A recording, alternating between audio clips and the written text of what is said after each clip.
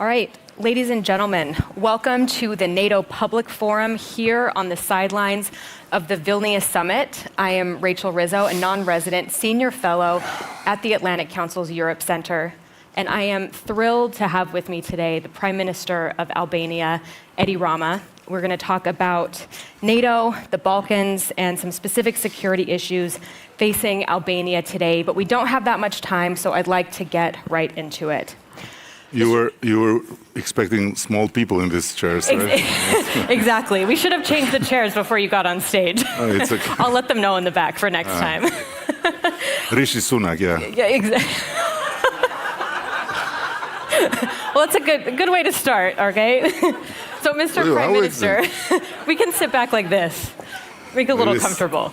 There you go. Okay. Like in the beach. Exactly. This is just like the beach. Yeah. You know, nice in Vilnius. Sir, you've been an outspoken champion of the transatlantic alliance and NATO in particular. You've also talked about tasking your Ministry of Defense to reach 2% GDP defense spending by next year. You also tweeted a couple days ago, basically saying that only together can we prevail in this very defining moment. So we saw a moment of unity yesterday with Turkey finally dropping its opposition to Sweden's membership in the alliance. Are we going to see unity on display in terms of the language that comes out of this summit for Ukraine, or is the alliance going to look disunified? Your thoughts on that? No, first of all, let me say that being a champion when you don't have to take the big decisions is easy, right? Albania is a proud, small member of NATO, and it's a place where we feel very good for many reasons, but I also feel good for one reason, that it's not up to me to make the terrible big decisions. So, on the other hand, yes, I think there is a full intention to continue and support Ukraine without wavering, and everyone seems to be committed to invest more on defense, which is a direct effect also of what's happening in Ukraine. And for us, it comes very natural, because we learned in the hardest way the value of freedom and democracy in the life of a country. We were deprived of them for so many years, and in the most brutal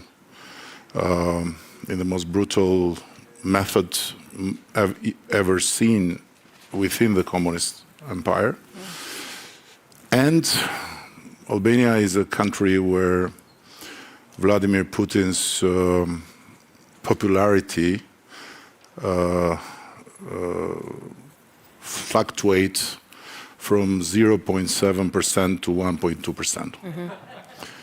So we don't have anything else but full understanding and full support by the whole public opinion in Albania. And the big question is always how democracies can stand a dictator or a dictatorial regime in a conflict, because democracies have to fight and at the same time have to listen to the people, while Vladimir Putin has no one to listen to. Yeah. On Ukraine, though, specifically, we don't have the communique out yet. Oh, it is out. Thank you, Carmen. So it's. I didn't read it, but I agreed already. It seems like the language, says about Ukraine's membership when allies agree, when conditions allow. Look like how they laugh. They should be Romanian, because they also didn't read it, but they agreed, Yeah, exactly. Does this sound like a repeat of Bucharest, or have we gone farther? Are we? No, I didn't mention Romania because of that. Yeah, I just wanted to say that there are many countries in this alliance that are happy to be here and are very keen to approve everything they are told to approve. All right. Yeah. Let's shift to the Western Balkans a little bit. You've said that Albania is ready to commit additional troops to strengthen NATO's forward presence. You've also emphasized the importance of NATO's commitment to promoting stability and cooperation across the Western Balkans. We've obviously been watching what's going on between Serbia and Kosovo lately, also in Bosnia and Herzegovina. What concrete steps do you think NATO has to take to strengthen the security situation in the Western Balkans? And do you see a risk of contagion, given the fact that North Macedonia, Montenegro, and Albania are all members of the NATO alliance? I'm quite comforted by the fact that President Biden, in his address to the Council, touched upon this point, because the Western Balkan problem nowadays of security may be not in the same magnitude of the Ukraine huge problem, but is not as small as to be treated like it's irrelevant. And what's happening is really disturbing, especially lately, with northern Kosovo becoming really a hotspot, and with the threat of conflict becoming more and more obvious. And while the EU facilitated dialogue is dealing with two sides, Belgrade and Pristina, there is a third side that is in making, the extreme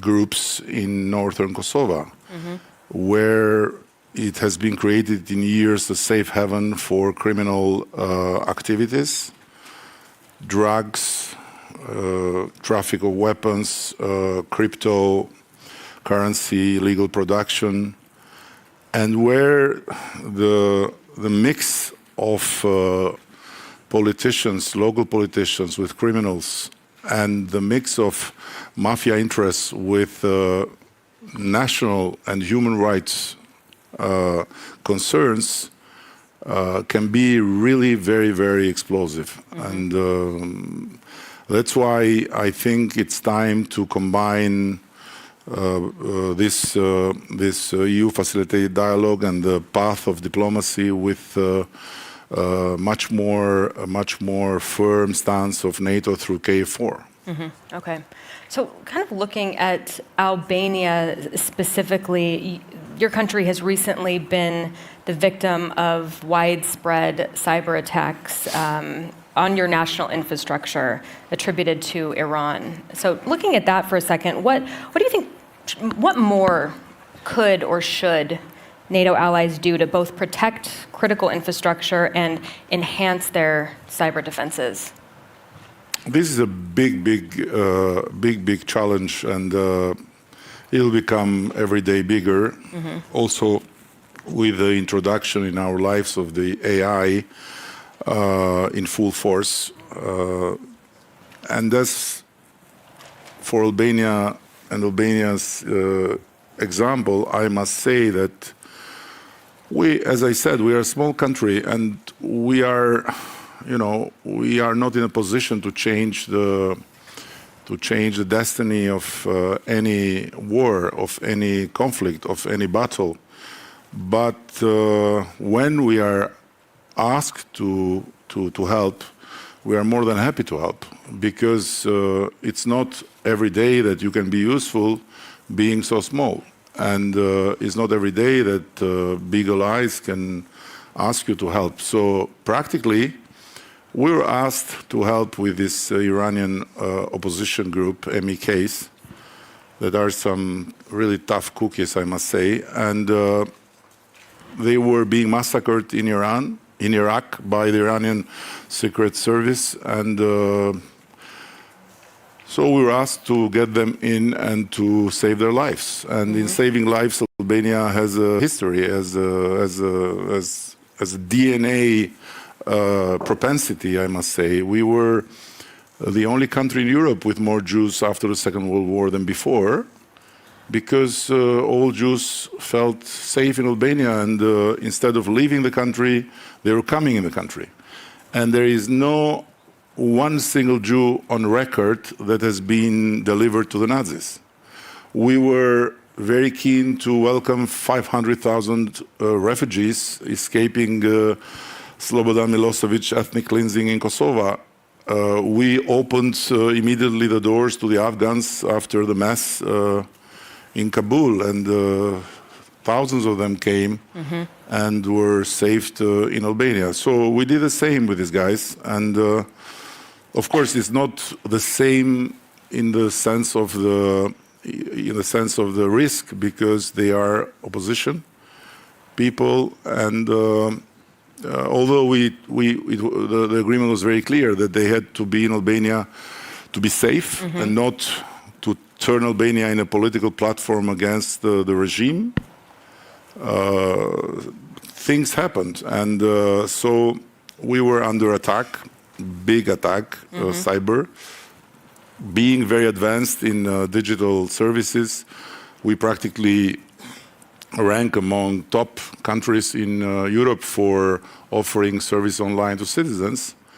We were vulnerable, and to strengthen our cyber defense, we need more money from the Congress and the Senate. But, when it's not anymore in the news, it's not anymore a problem sometimes. So the problem remains with us. We are trying to do everything to strengthen our cyber defense, but it's not very easy. Do you see meaningful steps being made in that direction, though? From U.S. side, you mean? Yeah. You said you needed money from Congress, support from Congress. Is that happening? It depends what you call meaningful, but I would say we are on record, right? Yeah.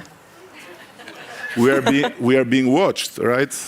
Yes. No, they are not being fully supportive in that as much as we would wish. Let's say it, and then they can do whatever they want. Okay, that's a good answer for on the record. Yeah. I mean, they can do whatever they want to me. Okay, well, fair. Before, we have an audience in Washington, actually, that's tuning into this, and we're going to beam over to them in a couple of minutes, add a little razzle-dazzle to the question and answer session. But before we do that, we have a couple minutes, and I want to talk about something that is also on the docket here at the NATO summit that has been a little bit overshadowed by the discussion on Ukraine and Turkey and Sweden. But there's also been a lot of discussion about the relationship with NATO and the Indo-Pacific and NATO's partners in the Indo-Pacific. You have Fumio Kishida here from Japan, other leaders from the Indo-Pacific region. At the same time, you have China, I think, who's spending about 7.2% of its GDP on defense as the world's largest standing army, the world's largest navy. Do you see NATO's relationship with the Indo-Pacific deepening? Do you see that as a distraction, or how do you think that those relationships should develop going forward? I think the first and foremost, we should be very, very careful in how we define others, and approaches that are not clear can then bring problems. So, not having clearly defined Russia for a long time, what Russia was about, was an enemy, was an adversary, was a competitor, or was a friend, has created a lot of room for confusion and frustration. And I think that it's time to be very clear on China. What is China? Who is China for us? It's not an enemy, of course. It's not an adversary. It's a competitor that, based on what we do, can become more ruthless or less. So, in the meantime, of course, we need to be well prepared, and we need to do whatever we have to do to get much more understanding and much more forces that join us to confront the future. Thank you. Okay, so I'm trusting in technology right now. I see our friends from Washington on this screen right here, and you can see them too. It's a controlled debate, right? Yeah, exactly. I'm going to turn it to you, my friend. I don't know your name, but please go ahead and ask your question. We should be able to hear you. Sure. Thank you, Prime Minister Rama, for being here today. My name is Anna Matilde Bassoli, and I'm a first-year student at Georgetown, originally from Italy. And my question is actually on China, and specifically on Chinese assertiveness in the Mediterranean. Albania has invested in its port infrastructure, but is also surrounded by many countries that have accepted Chinese investments in their port infrastructure. What do you think NATO should do to counter Chinese penetration and assertiveness in Southern Europe and Balkan infrastructure and in the Mediterranean too? Thank you. Listen, I'm not in a good position to give advice or suggestion or let alone lecture others because of history. We don't have these problems because we had China and Russia when everyone decided to give them up. And so if in this country where we are or in other Soviet countries, Stalin monuments were removed long ago, we had Mr. Josip Vissarionovich until 1990 in our main boulevard. So because we abandoned the whole communist bloc, we walked out of the Warsaw Treaty in 1960. And the reason was that we wanted to remain loyal to Stalin. And for us, all the others were traitors. And then we went to China and we got the worst China possible with the Cultural Revolution, which came to us in the form of first declaring God illegal in the country, like an illegal immigrant, and blowing up 2,450-something churches and temples with dynamite and burning 300,000 religious artworks in the streets. And then second, the ban of art and culture of 20th century completely in the beginning of 70s. So both China and Russia are old marriages we don't want to go back to. Mm-hmm. For the others is different history, different attitude, different thing. And with China, with Russia, we never had really a relation. Just imagine that since 1990, when we got free, it never occurred an official visit of high level from Albania to Moscow or vice versa. Never. And with China is different. We have a friendly relation, but it's not a country, ours, where we have much of Chinese investments, and we don't really look to have more Chinese investments. It's just like, as I think I said it, old marriages you don't want to review, okay. Right? So. All right. Is there another question from Washington, or should I go to the audience? I don't see any hands up there, so I might. We have about 1 minute and 45 seconds left. Because it's an orchestrated debate, you had only one to make a question. The others were not supposed to ask. This is what happens. Now you have more time and they are not ready to ask. When you go off the cuff, this is what happens. Ma'am, please go ahead and step to the microphone, please. We'll give the last word to you. We've got about a minute and a half, so please make it quick. Thank you. I'm Eugenia from the Atlantic Council of Albania. So my question is regarding your Balkan tour, Prime Minister, that you have made these recent days, and it's about whether or not you are confident on the answer or the attitude of the European Union toward Western Balkan countries' membership in the EU. Thank you. Thank you. All right. The 16th of October, Berlin. Yeah. Forum. It was a follow-up question, what we can expect from the Berlin Initiative meeting that will take place in Tirana about the accession of the Western Balkans to the European Union, Mr. Prime Minister. Thank you. Listen, we suffered a lot and we had a neurotic breakdown for some time because of not having the opening of accession talks.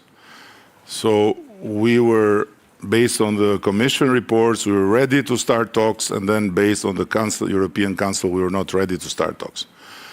And we were like being told all the time that they wanted to marry us, but they didn't want to talk to us. And I don't know how this can happen. When the accession talks started, for us, that was it. Why? Because we wanted the accession talks very much as the unique know-how transfer of state building that you can find. If there is a difference between our country or our countries in the Western Balkans that have a very poor tradition of institutions, that have been cursed by history in a very harsh way and have never had the possibility to build states, credible states, with countries that are, let's say, Iraq or let's say wherever. The difference is that we are blessed to be in the middle of Europe and to have the European Union, because European Union, as terrifying as it is in making you wanting to die from boredom, it helps you with a method of building institutions. And of course, this is not something that comes with excitement, right? You have to make homework. And this homework has to be done. So I always advocated that accession talks had to be open as soon as possible, and then membership has to come when it has to come. So no rush, no hurry. We need to learn to drive the car with all different speeds and not cry to have a driving license before we know how to drive, because then we crash, and then we crash others, and then there is frustration and so on. In the meantime, I think that the time we live in needs a different approach from the European Union in terms of doing more to get the Balkans integrated. First of all, doing more financially. What happened during this crisis, practically has widened the gap, the convergence gap between us, the Western Balkan countries, and the European Union. And guess what? Based on a very simple calculation of the money that have been distributed among the members, our neighboring countries that are part of the EU have got, with all these packages and all these contributions, to overcome pandemic, to overcome the energy crisis, to overcome this and that, something like 4,718 euros per capita. We have got 132 euros per capita. So this cannot go on anymore like this. So some pre-accession funds should be structured. Some more political participation should be structured. And then this has to be combined with the reform in the European Union, because the decision-making in the European Union is already a mess. So they are already not able to make all decisions with 27, right? Adding 6 from the Balkans, who are bringing a lot of enthusiasm and joy, but not a lot of patience, will not make the decision-making process more easy, I assume. So it should be a combined thing. But to conclude, we can say whatever we want about the European Union, but one thing is sure. Without the European Union, we would not be able to do 90% of the things we have done in the last 30 years. And without the United States, that also have their own problems, of course, and we can also say whatever we want, we would not be able to survive as Albanian nation. So if we are today so well placed that we have so much progress tangible, not only in Albania, but free, independent Kosovo, full participation of Albanians in the North Macedonia political and social life, Albanians in Montenegro being well represented, and by the way, 6 Balkan countries, 3 Albanian prime ministers. Of course, something might be wrong, but it's good. So I think that we should really never forget that we are blessed to be in the heart of Europe and to have these two big strategic allies, United States and European Union. And of course, after making the homework during the day, in the evening we can make fun of them. Because without the fun, Western Balkans would have been dead long ago. It's a good note to end on. Prime Minister Rama, thank you for being with us.